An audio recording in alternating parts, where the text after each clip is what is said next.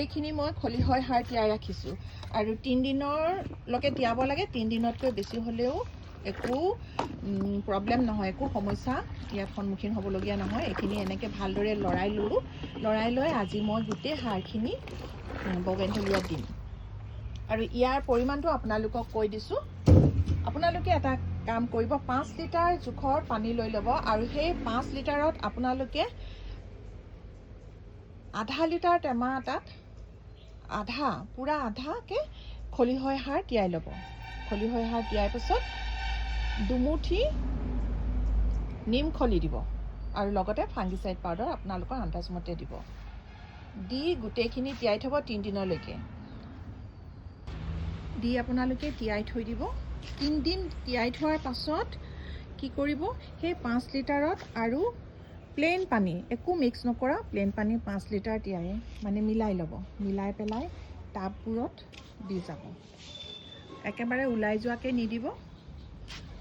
টাবটোৰ আধালৈকে যাতে শিপাখিনিয়ে যাতে পায় তেনেকৈ আপোনালোকে দি যাব আৰু তেনেকৈ সপ্তাহত এবাৰকৈ দিব। যেতিয়া বহুত বেছি ফুল ফুলি থাকিব তেতিয়া আপোনালোকে সেই পানীয়ৰ যিটো মই ক'লোঁ লিকুইড সাৰটো, সেই লিকুইড সাৰটো ফুলাৰ পাছত 15 দিনলৈ আপোনালোকে গেপছ আনিব পাৰে। 15 দিনৰ মূৰে মূৰে দিব আৰু তেনেকৈ কৰিলে মই এনেধৰণেৰে ফুলাইছোঁ, আপোনালোকেও ফুলাব পাৰিব। এখিলাও পাত নোহোৱাকৈ ফুলিছিলে, কিন্তু এইকেইদিন পানী পাই অকণমান ফুলবিলাকত পাতবোৰ আহি গ'ল। আৰু এটা কওঁ আপোনালোকক, যদি বগেনভেলিয়া আপোনালোকে বহুত বেছি ফুলাব বিচাৰে, এখিলাও পাত নথকাকৈ, তেতিয়াহ'লে পানী কমকৈ দিব। এইকেইদিন বৰষুণ পাই ইয়াৰ পাতবোৰ অকণমান ওলাইছে, কিন্তু ইয়াত এখিলাও পাত নোহোৱাকৈ ফুলি আছিলে। মোৰ ভিডিঅ'বোৰ চালে আপোনালোকে দেখা পাব। এইজোপা এইবাৰ সৈতে 3বাৰ ফুলিছে।